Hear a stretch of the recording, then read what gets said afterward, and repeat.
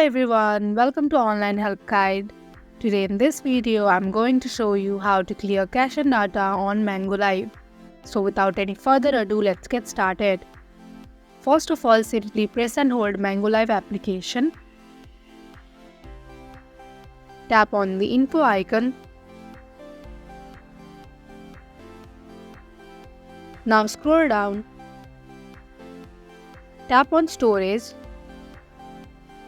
In order to clear the cache, tap on Clear Cache button on the bottom right corner. In order to clear the data, tap on Clear Data button on the bottom left corner. Tap on Delete to clear cache and data on Mango Live.